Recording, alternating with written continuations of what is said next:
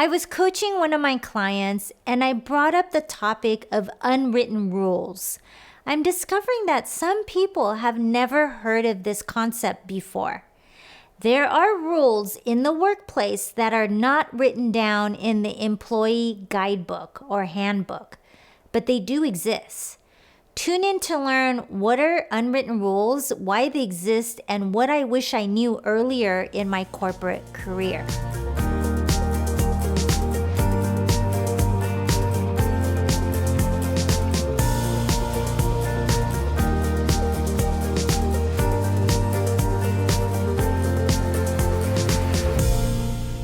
Hello, friends of O Universe. Welcome back to this week's vlog. What do you need to know about unwritten rules in the workplace?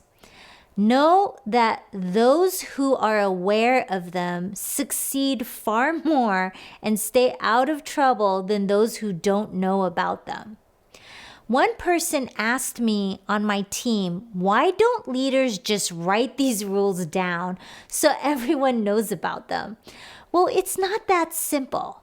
The best example I can give you is thinking about our Asian culture. We all know that when you hand someone something, you always hand it over with both hands. Have you noticed how an Asian shopkeeper will give you your credit card back or change with two hands? It's a custom of respect. This isn't written down, but you just know it in our culture.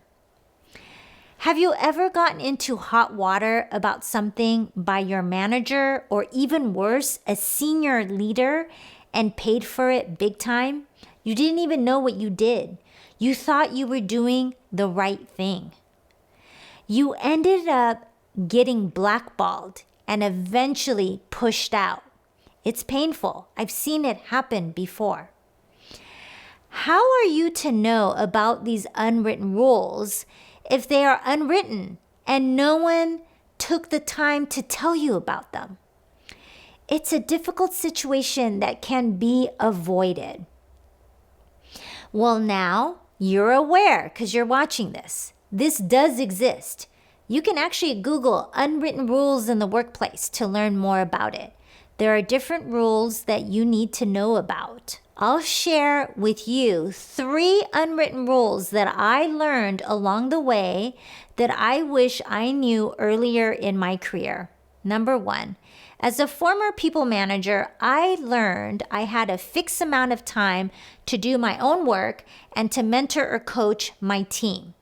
I had high-performing individuals, all the way to individuals who always had an issue with someone or someone had an issue with them. There were the ones who were willing to learn, grow, and develop and showed great improvement.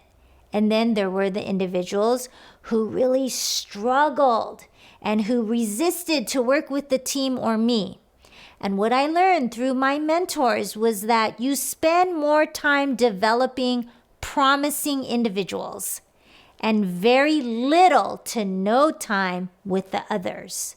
So, know it does make a difference whether you get along and show progress under your manager so that you can receive more time, resources, and support.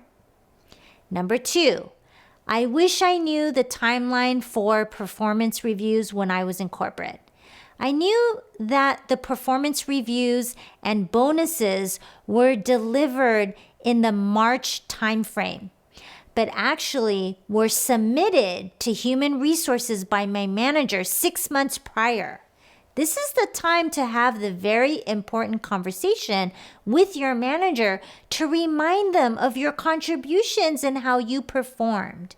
When I learned this timeline, I was able to negotiate and justify the highest performance rating with my manager before it was submitted to human resources. I received the highest performance review and 2 bonuses. I didn't even know the second one existed. It's important to learn what's available to you. Number 3, when I started at a new company, I failed to learn the performance review process. I assumed it would be the same as my last company, as most everything was. I was surprised to learn when I received my review that as a new employee at the company, the policy was that you could only receive a satisfactory meets expectations rating, nothing higher. It didn't matter how you performed or if you went above or beyond to hit your goals.